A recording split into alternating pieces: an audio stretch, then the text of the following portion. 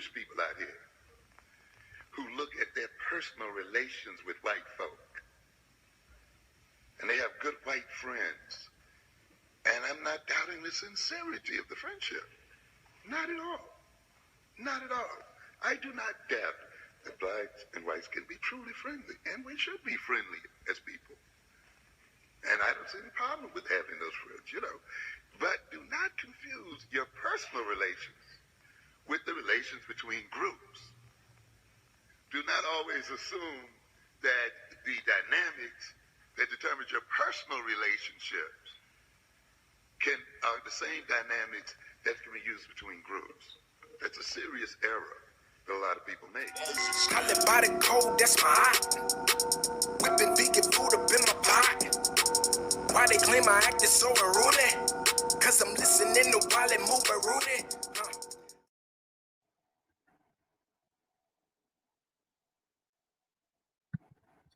Peace, everyone. Thank you for tuning into another Geechee Motivator Conversations. I have three powerful womans, and I want each of them to introduce themselves shortly. We're going to be talking about energy, healing, and all those great things. I'm so excited. I feel the energy from off of the computer screen, so I hope you're going to feel that as well. If you're watching on YouTube, you can definitely share the link, and on Facebook, you can also share the link as well. But let's go and let's introduce ourselves. Mama, you can start, and then we'll go around. All right, go ahead. Thank you. I'm so grateful to be here. I'm grateful for this opportunity to be with my sisters and my brother, and to share and enlighten the audience, to enlighten with a deeper knowledge of energy healing and what it is and how important it is in our lives, as our lives. So I'm grateful. I live on St. Helena Island, South Carolina. I'm from Washington, D.C. originally. I've been doing this work since the 80s. I'm a mom and grandmother and a mother to many, an elder in the community, and I live a life of healing.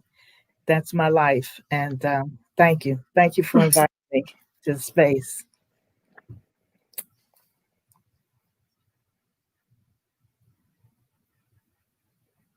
Your mic is on.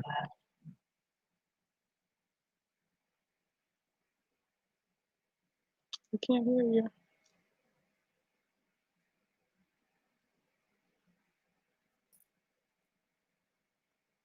Greetings. I am MerySerket Anitefnut of Windows of Wellness. I am a holistic health consultant, therapeutic bodywork therapist, massage therapist, Reiki master, aromatherapist. So I do a lot of things pertaining to our spirit, mind, and body. I am also a life coach, a success coach, emotional freeing technique coach. Just everything, just all different aspects of healing our bodies. I'm here in Virginia Beach, originally from New York, and just migrated, change of life, change of atmosphere. And through my journey, just holistic healing and energy healing has just evolved. And I just look forward to the journey and more to learn and more to develop, helping people and just, yeah, everything. I just love it. So.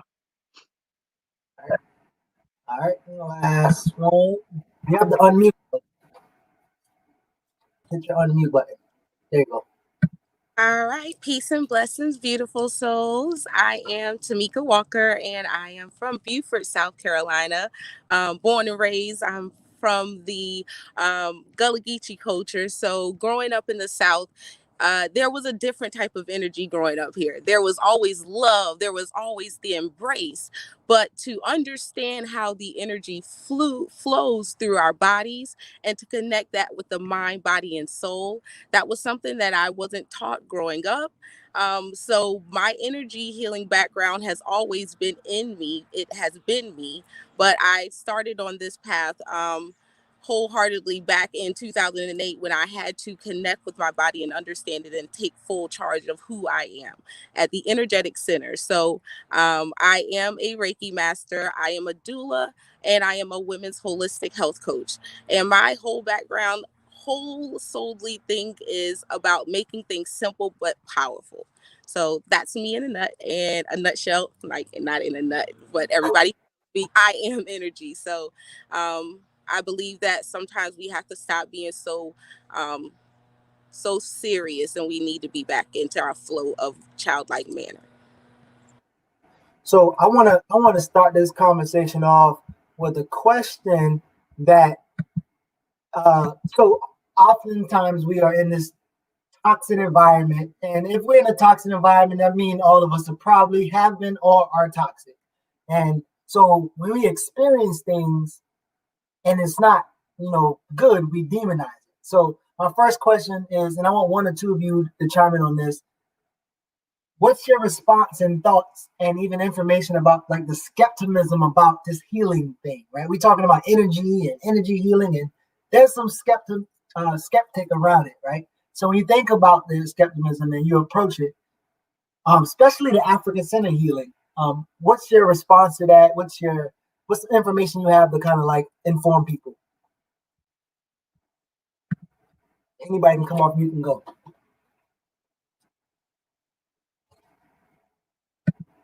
So for me, I noticed that, we grew up with very little knowledge of what holistic healing is, what energy healing is. And because of that, we have been programmed, we have been trained into a different lifestyle that disconnects us from our spirit, our minds, and our bodies. And now here we are in the millennium. I think really after 2012, that's when everybody started to just tap into being a little bit more enlightened. Um, but it's a slow journey, But here in 2020, I definitely see a shift that has happened. But there's still a lot of negative or misunderstanding about what energy healing is. People think of it as some devil worship or, the negative aspect of voodoo, because they don't know, and television and movies do not help the cause. They take this as trickery or some kind of sideshow. And it just keeps people confused and unknowledgeable about what energy healing is and afraid of to try to learn what it is. So it's venues like this, thank God for social media, that now we can get information out to the masses without it being like, oh, I'm learning about this, but nobody, has to know, so you can learn about it in your privacy and not feel so ashamed to want to listen and learn about what, energy healing is. So that's my take on it. Thank you. Anyone else want to chime in on that skepticism that we might face with this energy healing or energy just in general? Any else? Anyone else? I'll speak a bit from my own experience. I am an elder. I'm 75 years old. So I've been around a while. And I remember in the 80s when I was first introduced to Reiki in DC. And I remember sharing about this healing art with my parents at that time in the 80s. And think about that, how long ago that was. And the fear that came up from them to me, about what I was into. And one of the things, though, that I reminded my mother of was that my grandmother, who you can imagine, because I'm 75 now, how old she might have been in the 80s. I was always at her side growing up, and she was always rubbing on me and rubbing on us and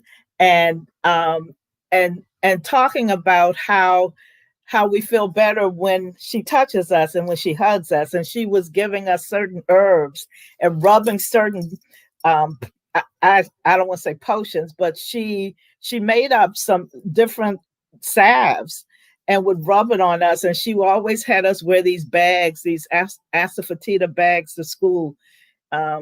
So my mother would even say that was old wives' tale, but I loved it because it resonated with me.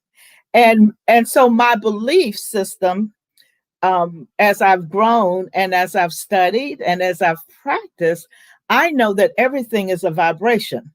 Everything is a vibration. We are vibration. We know that we're made of atoms. Our cells, everything in us are made of atoms, which are vibrating. Everything in life has a vibration. So healing is just a matter of bringing another vibration into contact with a vibration that is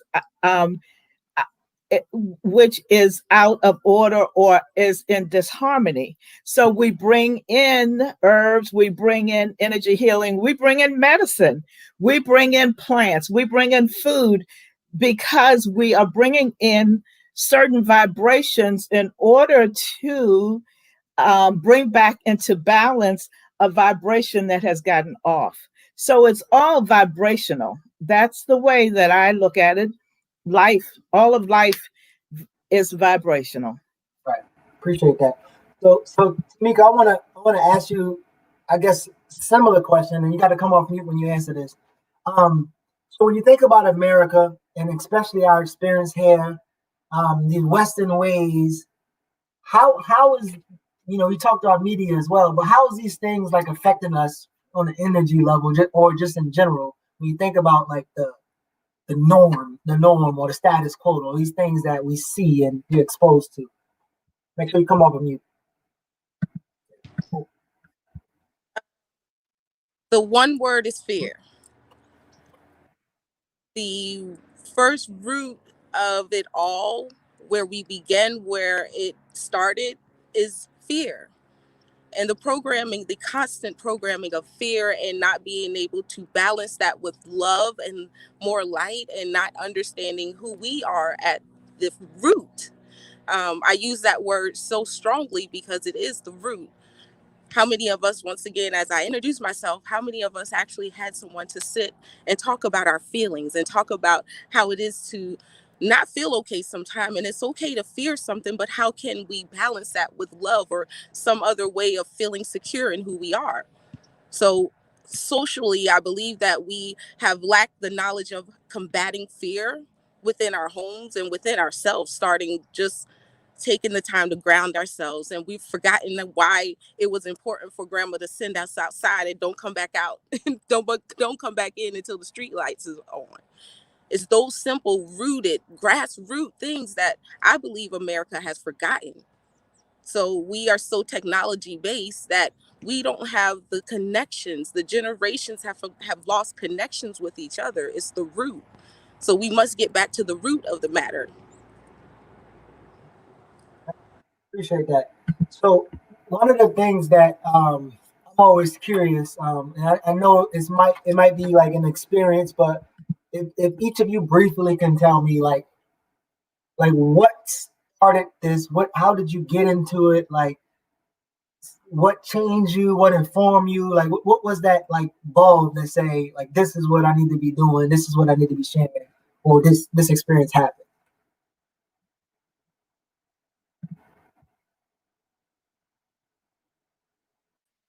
Well, for myself, I was always into crystals and rocks and shells. You go to the ocean, you pick up shells.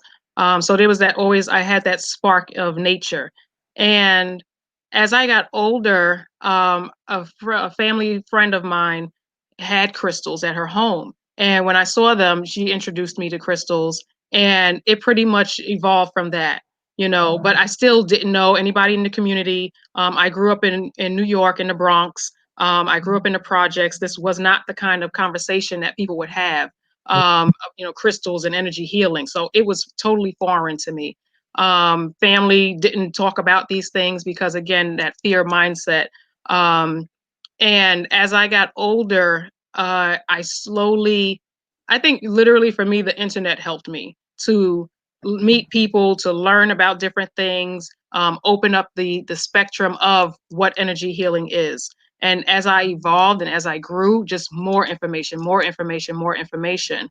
What sold me personally on it was when I started applying the energy healing to myself, when I started applying the herbs to myself, when I started applying, self-healing to myself. That's pretty much when I was 100% sold, because I saw the results. A quick story was I was working in dentistry at the time, and the office that I was working at, the girls were horrible. They were mean. They were spiteful. My job was to book the schedule. Their job was to work. They didn't want to work, so they got mad at me. So they just made my life hell. I went home crying, and I was just like at my wit's end. I grabbed my stones and I prayed, I meditated. The next day, you would have thought they were my best friends. And I just stood there shocked, like, what just happened? And all that popped in my head was my stones, and everything that I did the night before. I had to free that energy. I had to free the anger, the hurt, the pain that I experienced, because I'm like, I'm here to do my job. And literally after that, things started settling out with them. Eventually they both got fired, but but it changed everything for me. So that's just, my story, and how I got into it. Okay. Mama Ifetayo, like what was it? What happened? How do you I know you talked about like the experience with your grandmother, but was there something that went off, this experience happened? Yes. Um, okay. I was a Russian translator, believe it or not. That was my first job out of college. I translated Russian. And I worked for Congress for 10 years in DC. During that time, prior to that, at age 30, I developed asthma.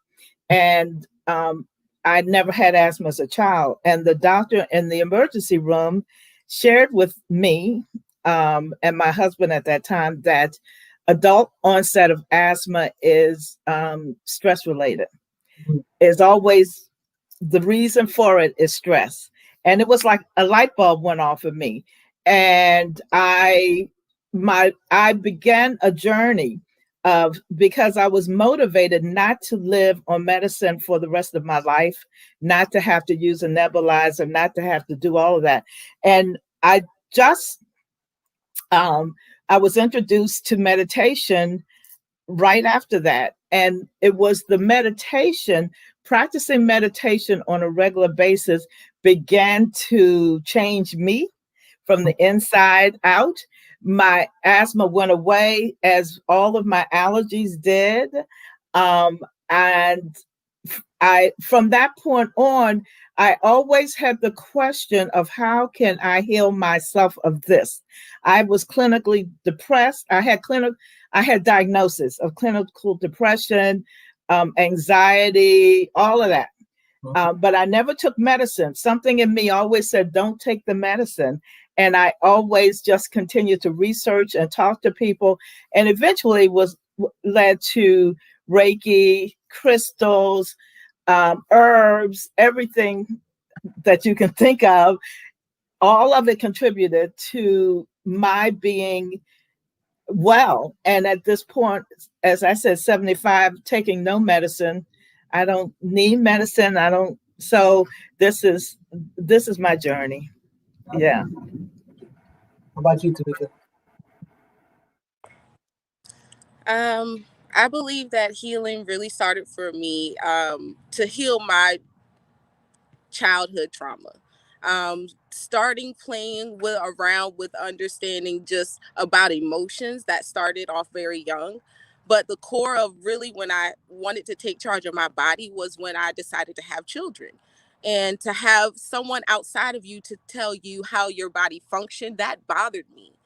I didn't understand why I couldn't produce something that was God given, or what was supposed to be ordained to me as a woman, And I went on a quest to like literally started healing myself with my own herbs, my own understanding of the chakras, understanding why I couldn't hold a space for a baby because I was holding so much ancestral things that had gone on throughout the mom and throughout my grandmother. It was so deep.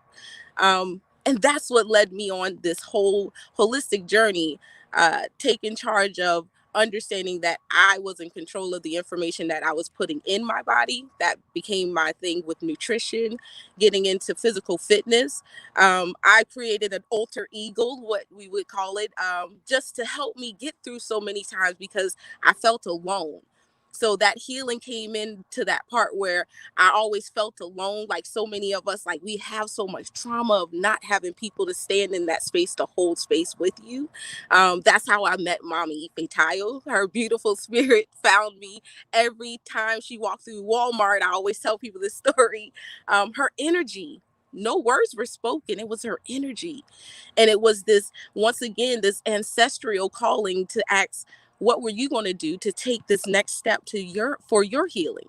And I remember 1 year exactly when I reached out to her the first time. I was like, I'm ready. I'm ready for my Reiki 1 attunement. And then next thing you know, a year later, I looked at my text and took me a year. Sometimes it takes some time to have the courage to step into that space of healing. So it's not a just let's go heal. It takes steps for us to be willing to heal a lineage and to create a new legacy. I appreciate that. I wanna go to this question, and for the people that's watching, please share this video. You're on Facebook or YouTube. If you're rewatching after we're live, thank you for tuning in. I don't know if somebody shared shared the link for backstage. There's a couple people keep trying to come backstage, but if either one of y'all did that, make sure y'all share the YouTube video or the Facebook one so that we don't get a surprise guest popping in. So a lot of times when we think about healing, right? So I'm gonna preface this question. This concept of Black buying power and what Black people waste money, that concept has been dispelled. Is not true. It was a way for the Europeans in America to blame Black folks for their own conditions. So Black businesses are important, but it alone can't change our conditions. It's a vast of things, right?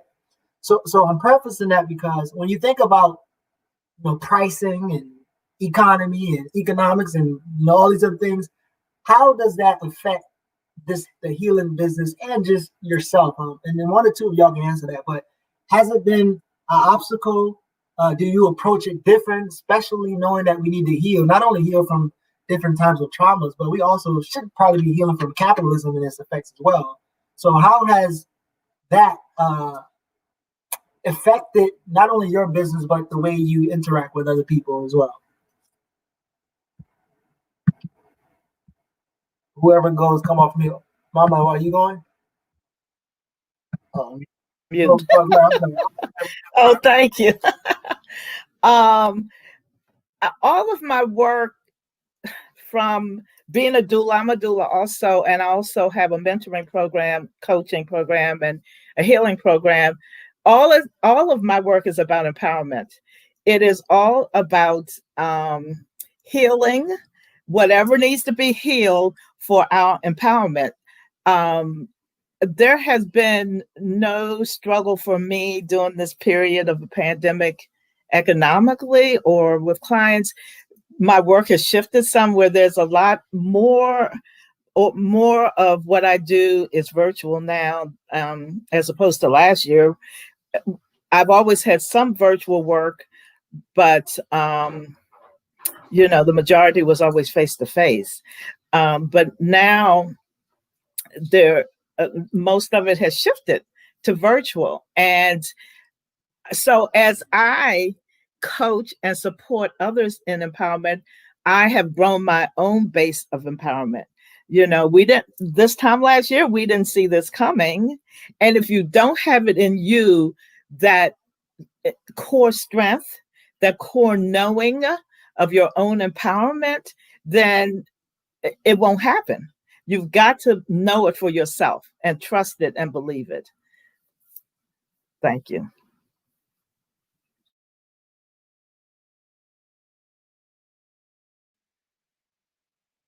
Anybody else want to chime in on that? Go ahead. I'll share. So I found that just overall conversations have definitely assisted me in educating people on what energy healing is, what, holistic natural living is. Um, Without, it's one, we hardly, see us doing these kind of things, more so now than before. And when you don't know anybody, you just feel alone in it. For me, business has been more of a get out of your box. Holistic business for me has been get out of your box and step out into the world. And we have to come to the terms that we're competing with the medical field, and I'm not discrediting the medical field. They do what they do. But it's just after a while, I see that people are getting tired of the diagnosis of, I don't know what's wrong with you, but take this medication. I've been in dentistry for 8 years, 18 years. I was in the medical field for 4 years, 4 or 5 years, and I've seen the demise through the years, you know, and people are at a point where they're tired. They're tired of being ill and not knowing why. And now that holistic health is more open and out there in people's faces, that has helped to shift the perception of holistic healing. That has helped to open the door even more for holistic healing. Television shows with doctors talking about natural remedies or natural healing modalities, whether it be meditation, yoga, qigong, whatever, people decide to do, but it's something different, you know. Um, so for me, even with the pandemic, I've been busy. I was honestly shocked and surprising, full of gratitude. But I have been busy throughout the pandemic. And it's also because, one, you have to put yourself out there and educate people on what it is that you were doing. Without that information, they don't know. And it's about, being vulnerable and sharing your story, sharing your experiences through healing, like I said, putting yourself out there. Marketing and business is major, in any field or any, job that you're doing. But when it comes to something like, holistic healing and energy healing, something that originally started off as taboo, and, now people are becoming aware and curious. Yeah, you have to educate and have conversations with people. So, Tameka, you've shared some vulnerable, powerful information with us about your journey. And so it's obvious that you, just as well as the other sisters, have great information on this, but also great experience. I'm someone coming to you and I'm struggling with physical and emotional pain. What works?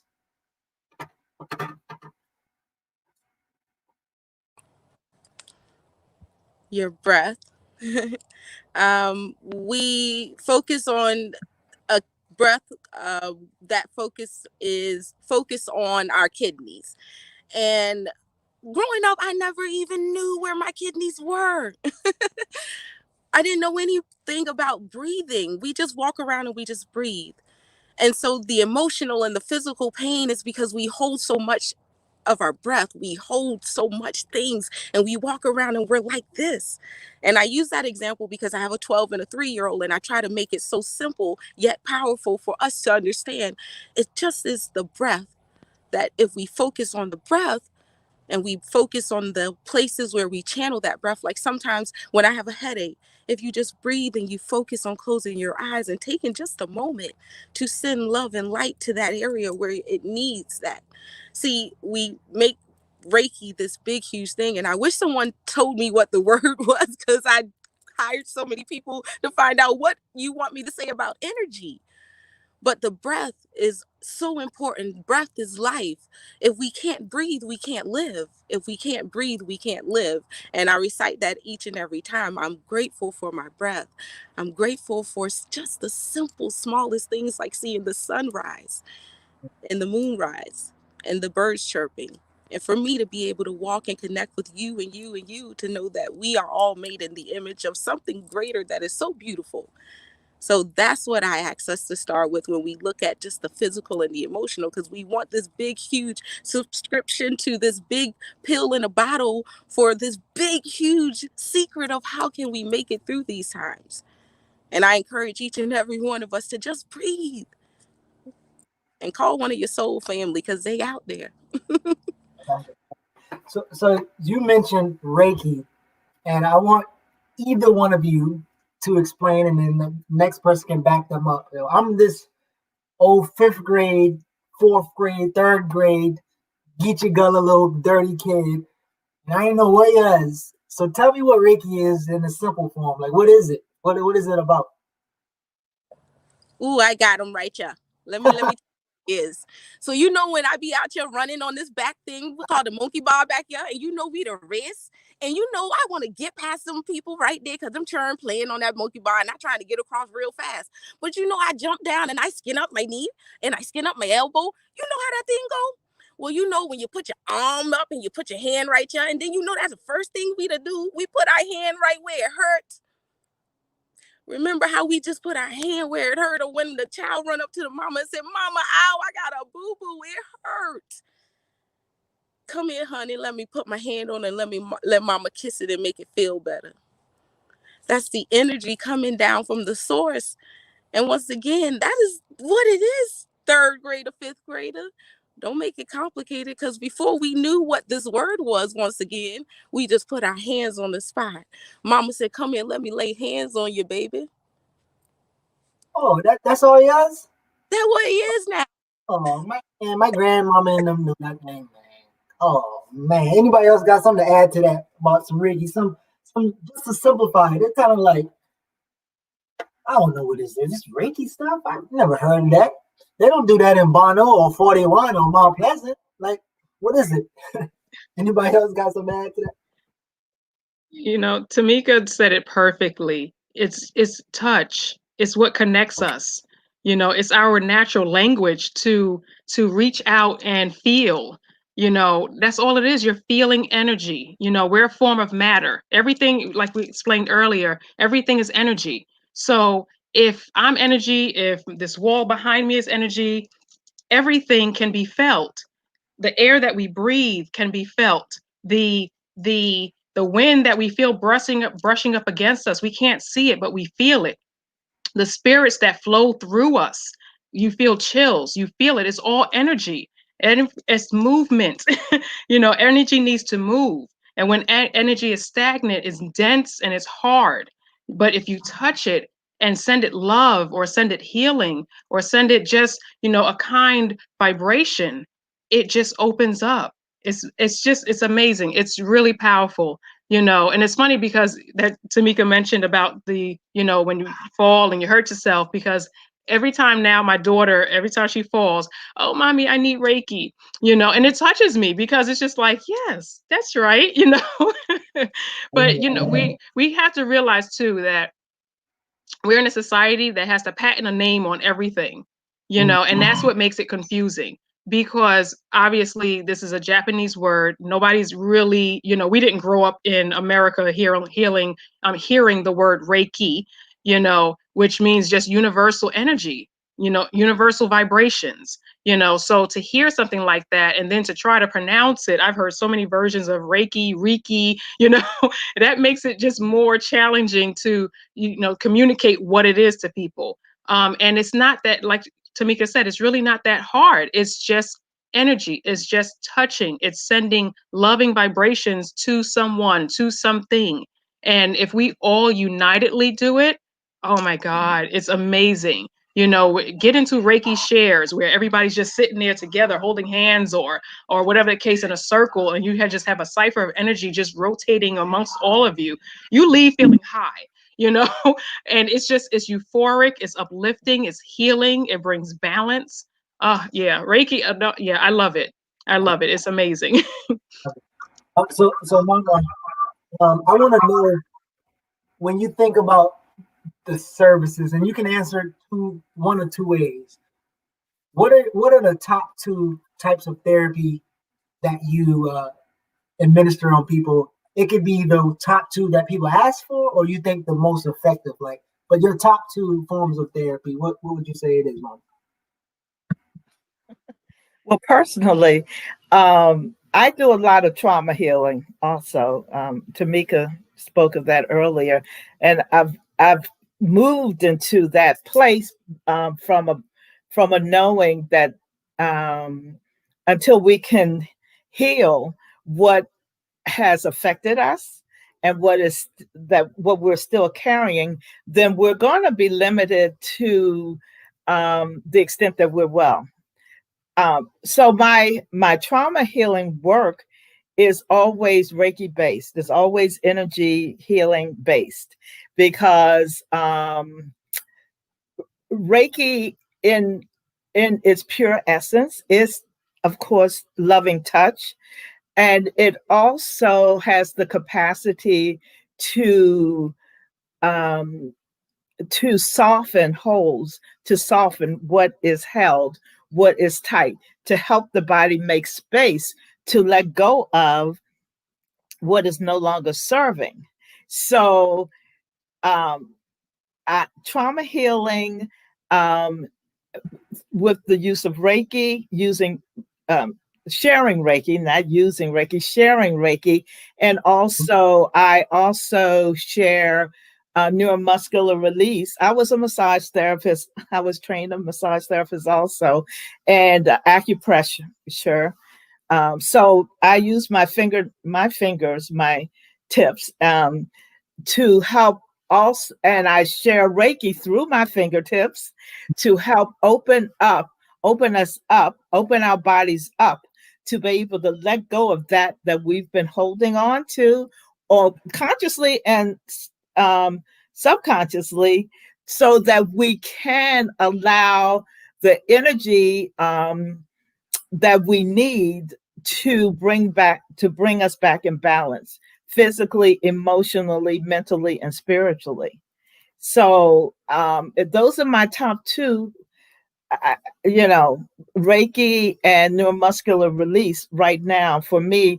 I also do a lot of mentoring, a lot of talking to people. So sometimes people come to me, they're half on the table for half the time and half we're talking. It's the new, I don't want to call it therapy. It's the new form. I mean, so the combination, and it's all energy based for me. It is all based in vibration, energy, and intuition, you know.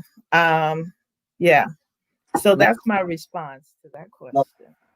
Thank you.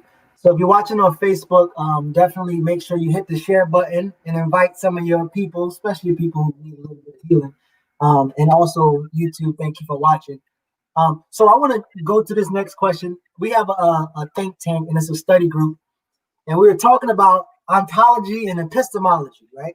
So ontology is like the unrefutable thing. This is like a stick, and this is sage. Epistemology is like the thoughts behind what is made for the truth, right? So I'm prefacing because you see a lot of people with sage, Palo Santo, lavender. They just have things. Some people smoking it, some people eating it. I don't know. What is it for? Like, what do these things do? What kind of epistemology can you share with us that the use for these things are, especially from our lens, our African-centered lens? Anybody or both people can answer. Two people can answer that.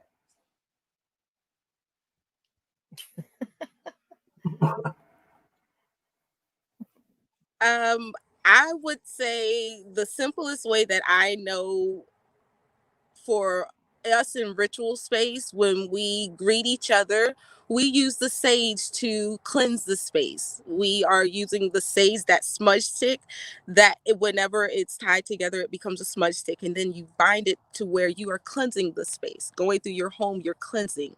The Palo Santo, that stick is to sweeten it. Once you've removed the negativity, you've gotten that out of the way. You want to sweeten and bring in the flow of the beautiful energy into the environment that you're saging. So that would be that was the way I was taught. That's the way, when I am selling it, that's the way I introduce it to our people, because you don't want to go into the Native Americans use this for that. It's all about intentions. All of our metaphysical tools, any of our tools, is all about intentions. Lighting a candle, creating the flame. You want to set an intention when you use any tools. So those tools are just the manifestation of what your intentions are set for. Any additions to that? I'd like to add a little bit to it. Also, we all know the cleansing aspect, but there is also physical healing that can come from it. It helps with breathing conditions. If you are dealing with allergies or asthma, it helps respiratory, open the respiratory passageway, opens your mind and brings clarity, especially when you're stressed. Just think of it on a physical aspect of clearing yourself, clearing the mental blockages, clearing the mucus in your body. You can drink it, not the ones that you burn, but you can drink sage as a tea as well. So there's so many therapeutic benefits of it. You're clearing your space, you're clearing your internal temple. It's just, yeah, it's amazing. The thing that I've noticed between the two is sage is very strong. And a lot of people, we get so quick and like, oh, I bought some sage. I'm going to cleanse my room. The window's closed, the door is closed, and you have like somebody's having a fire in your room. So it's always, always, always advised to open a window.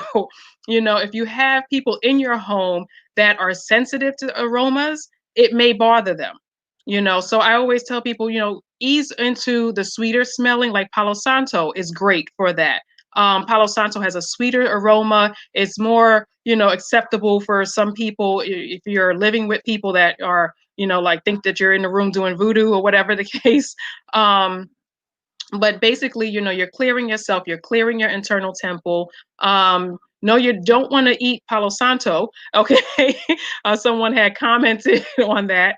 But you can ingest sage, but actually a different sage.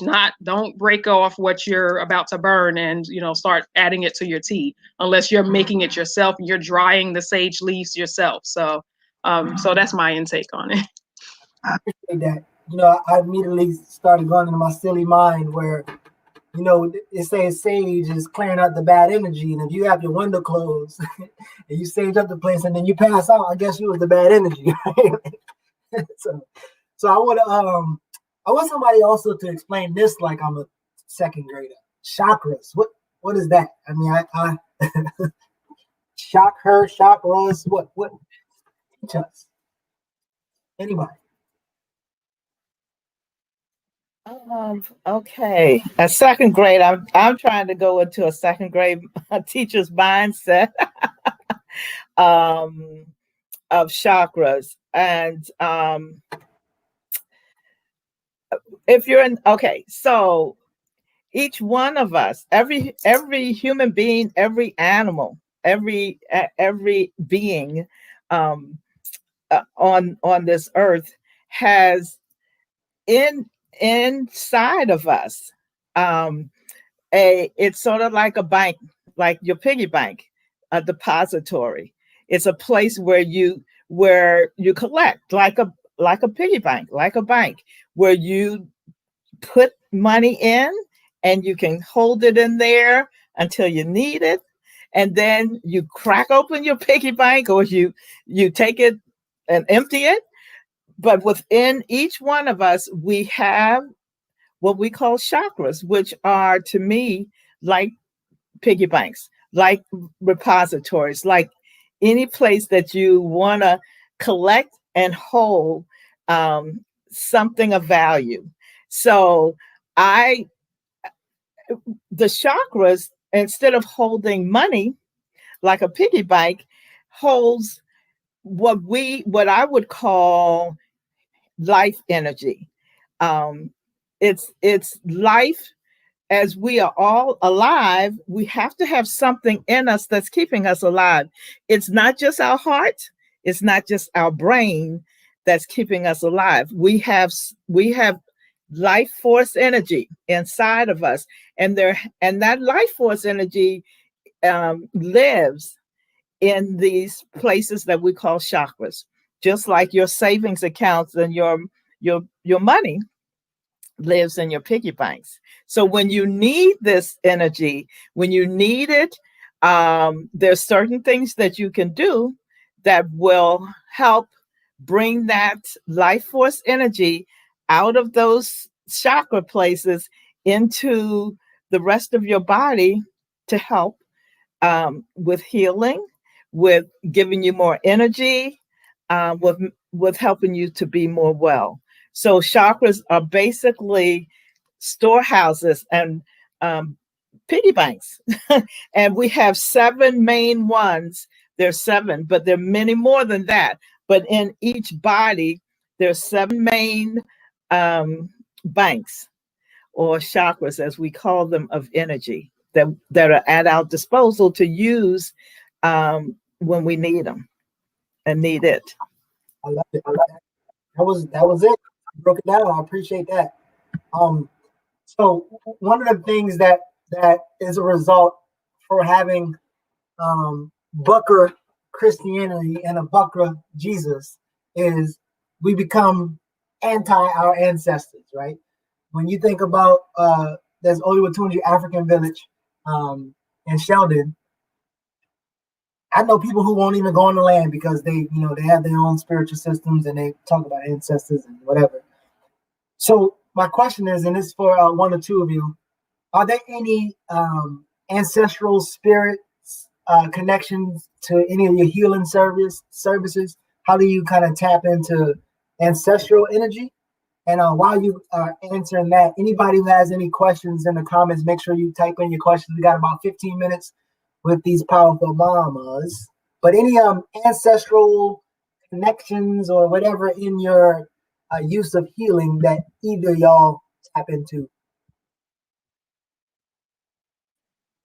Yeah, I have a story that I like to share on that. Yes, I do. I do ancestral work at home. I have an ancestor altar. My daughter's growing up learning about her ancestors, and we both give offerings. She even gives offerings. And then I had to learn to incorporate them in my day-to-day life. And I have my mother's picture. My mother and father are both deceased, and through gathering, more information about my family, I found a picture. I was given through a cousin a picture of my great grandmother's, my grandmother, yes, my great grandmother on my father's side.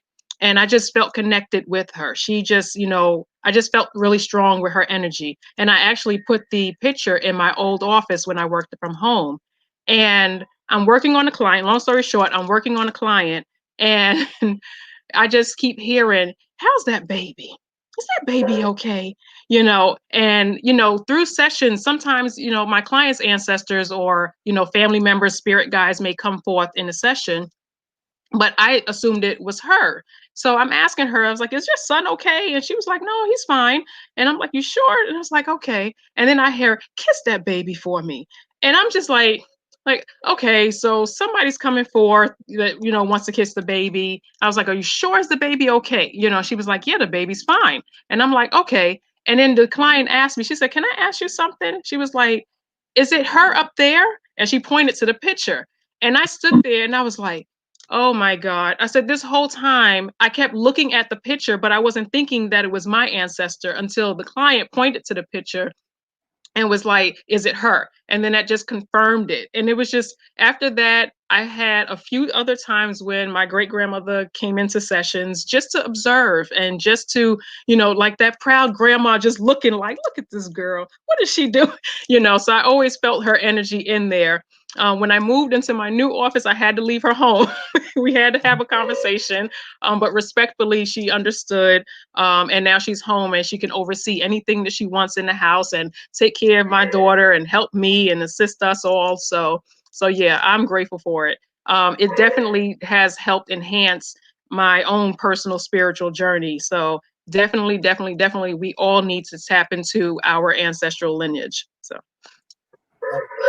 one of the things, and I don't know if anybody else have anything to share, but one of the things that we talk about quite often is like, again, just speaking about Bukra and their ideology, but they make sure that you honor their ancestors.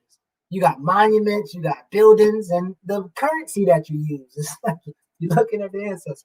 But for some reason, we're afraid of our ancestors. So I thought it was important to ask that question. Any other person want to share? I would like to just make sure I say something about that. Just because growing up, just even from in the South, ancestral spirits are all around us. And that goes back to the stories that we used to be told that we were afraid of. We were told about the root doctor around here. We were told about Dr. Buzzard and how people would go and put things in shoes. And we even did a study in middle school where we went to graveyards and we etched and sketched graveyard, the beginning of people being born to the day they died. And so we have been immersed in all of these things that have ancestral spirits all around us. But once again, it goes back to the names, what we have been told, what they've been called. Every day we, as the jets go over, every day we sit down and we pray. That's ancestral rituals. See, we hear the word ritual and we run away so fast because we think it's what the Bukra, as you say, has taught us, that those things are the devil. Well, I beg to differ. Who is the devil? What is the devil? What is negative and what is positive? What is good and what is bad? So when we talk about ancestral spirits, the reason why we are chained mentally, because we are bound by the words we have been taught, that our ancestors would go out and look at the stars and they would know by the North Star where we were going. See, in this time, it's critical for us to trust what we have we've had so long ago, and that's intuition.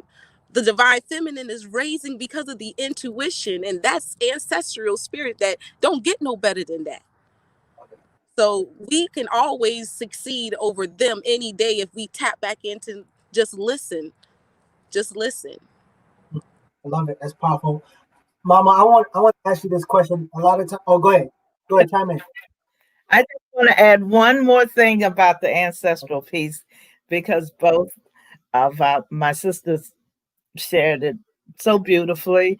I did want to say, in our Reiki lineage, the particular lineage of Reiki that I'm on and Tameka's on, we honor the ancestors, meaning the teachers, our Reiki master teachers that went before us, whose shoulders we stand on as we hold this energy and share it. So in our particular lineage of Reiki, we're very honoring of and remembering that those who came before us in this particular healing tradition are very much always with us. So I wanted to just bring that forward, that we in Reiki, we do honor the ancestral energies of the teachers who went before us.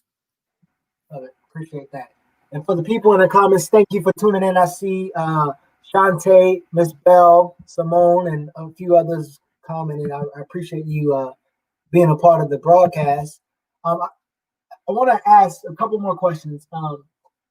When you think about balance and you think about, okay, I offer this service, and I might not be saying that my service is the end all be all. So is there some other things you probably should be doing that's going to aid your healing? Maybe eating, being around. So what are some other things that help aid this whole energy healing?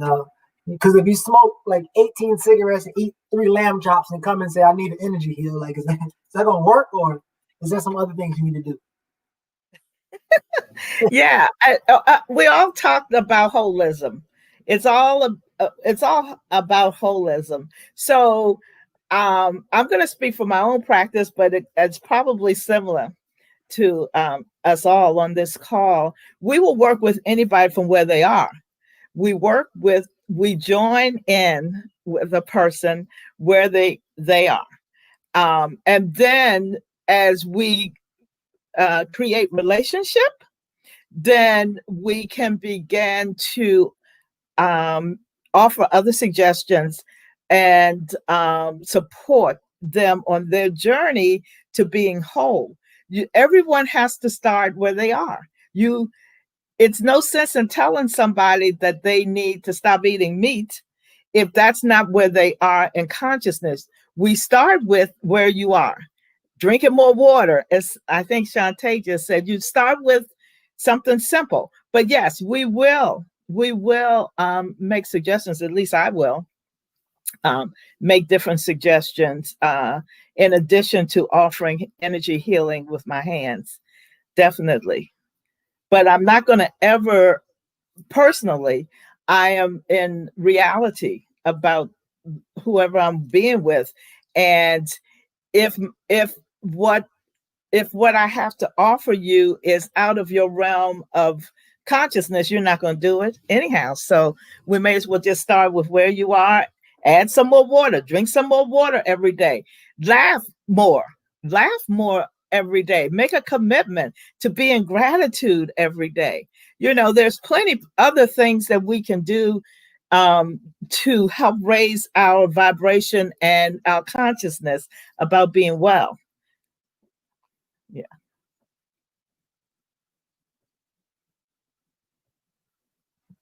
Sorry, you're basically saying that you're not going to beat a dead horse or tell somebody to eat a dead horse. That's what it sounds like. Anybody else? Any other tips? Okay, go ahead. I would just say to be intuitively listening to yourself. We go to the doctors, we go to, even when we go to healers, when we go to someone, and I'm speaking for myself, just experiencing, just going outside of myself to ask someone, who am I? When we go get a reading from an oracle, or we have a Reiki session, that is, once again, that's a direct connection from source, and that person is no more than a channel to bring that message. So once again, it goes back to you. We are no more than a channel and a person or a spirit to hold space for those people who come to us. We can recommend tools such as teas and herbs and fitness and all of those things, but it goes back to self. And we must not be afraid to be in a space with ourselves. So Mary, I want to ask you this question. So there, I would think you would agree, and you all would agree, that a cultural cleansing needs to happen, right? And when thinking about that, you have like the younger kids who might be open to it, but you also got the older generation and, church people saying that sage is demonic and whatever the case may be. So when you think about this cultural cleansing, what exactly are you or should you urge these parents to start doing, especially as it pertains to their kids, but also 2 generations down? What kind of things we need to start cleansing so that our kids can normalize these healing activities and behaviors? I really believe we all have to start cleansing ourselves from limiting beliefs. We have these off the wall perceptions of what reality is. And we have an illusion of what reality is. And we're not being accountable for our own personal healing. So being aware, being mindful, being open to believing in something other than what we were taught helps. These limiting beliefs stop us from healing. It stops us from believing that we can live better, be better, feel better. It's disheartening. I mean, I get it because I've been in that state and I'm still healing myself from trauma of limiting beliefs, but when you're unaware of it, it's detrimental. When people shun holistic healing, people shun energy healing because they don't believe in it, because they were taught like, oh no, this is, the devil, and I'm going to go to hell if I, like you said, smudge, And it's like, no, all I'm doing is holding your hand and touching. We have to educate people on what holistic healing is. Educate them at their level, educate them on the basics. A lot of times, like, even, this is what makes it confusing. Like, it was said earlier about how, it's really that simple. Reiki really is just that simple as touch. But you have people that want to sound overly knowledgeable, and they start speaking in big words and big terms and losing people. Right. So when you have that kind of, people coming at you, it leads to more fear and limiting beliefs and miscommunication, lack of knowledge and understanding. But if you want to really educate the world, if you really want to open minds, you have to communicate at their level where they're at, and just, show them by what you do. Practice what you preach, so to speak. And it just helps to open those limiting beliefs, when they see, like, oh, wow, this actually does work, so that's just, I really feel it's just a lot of limiting beliefs that stop people from, educating and the elders and the younger generations from learning what this is. Gotcha. Got it. Question from the audience, Sister Shante. I have a question. How often should a person receive Reiki, energy healing, instead of waiting until something feels off? So can you do too much of it? Should you do it prior to or only after? What's that answer?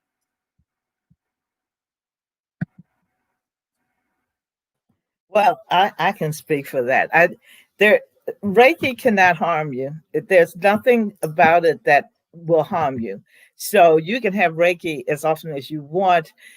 Beware that it might trigger a healing crisis, meaning if you have a lot of toxicity, meaning mental, emotional, physical toxicity, it will bring it forward, and you're going to have to kind of back off to let that cleansing or detox happen. Reiki will speed up the detoxing, but it might not feel so pleasant. That's the only thing that might prevent someone from having Reiki as often as they want to. It's always beneficial. Energy healing is life force. It is universal life force. It is healing life force.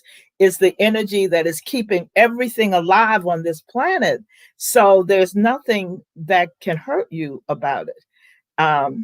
It just really is a personal preference as far as how often. I have folks who come every week just because it relaxes them. It helps keep their stress level down. And some people are much more serious in disease and conditions who I see.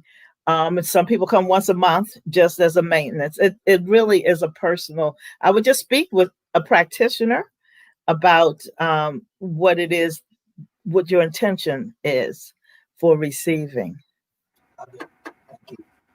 So as we wrap up, I want to know, in terms of this energy medicine, are there any books, any resources out there that can help people become more informed, more comfortable, more knowledgeable, whatever? Any books, resources, literature out there that either and all of you can suggest for our people? Even if you got your own book that you've published, whatever. My own book is being written. And I am in the process of writing a book about Reiki, in addition to my own Reiki manuals for my students. But I really have the intention of the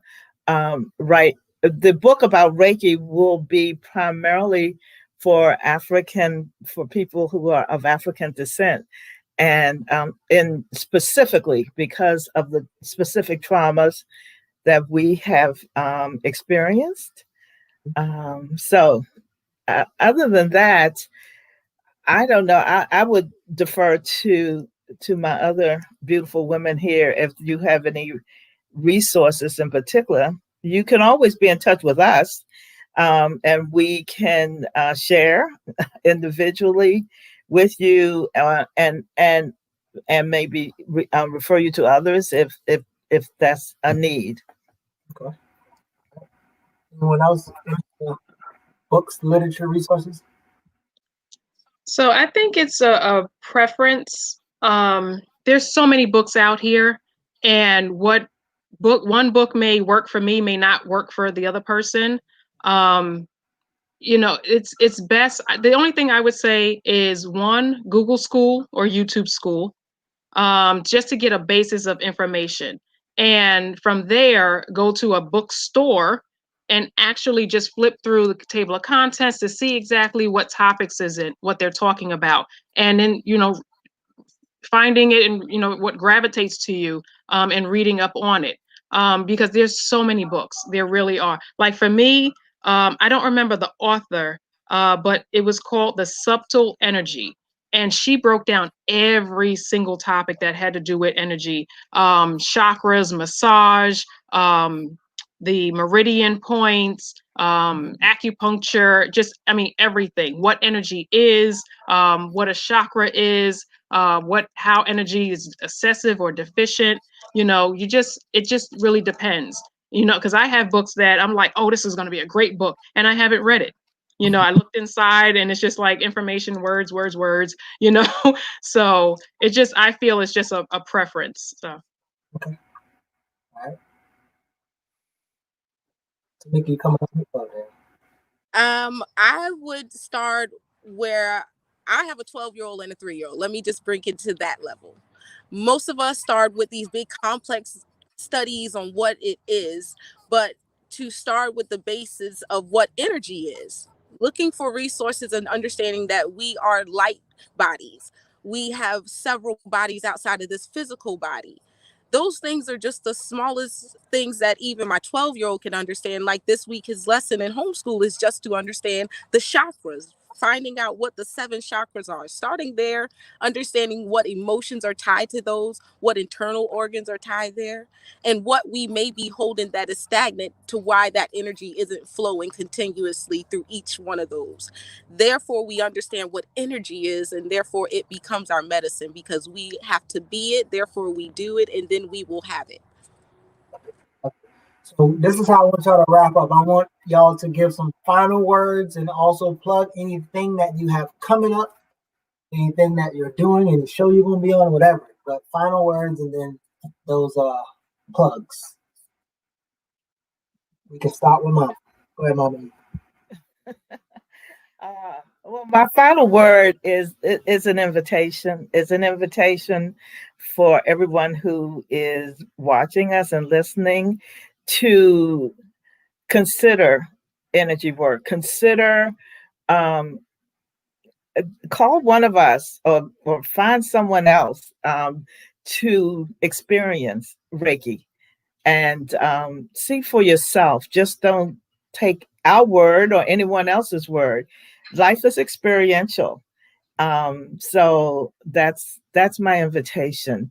I will have an announcement on Facebook. I posted today, and I'm in the process of creating a trauma healing event that will happen virtually, and I will put the word out on Facebook. It might be a 21-day program, of which I've done several in the last year of healing programs, but you'll see it on Facebook if you follow me. Thank you. Thank you. Appreciate you. Go ahead, buddy.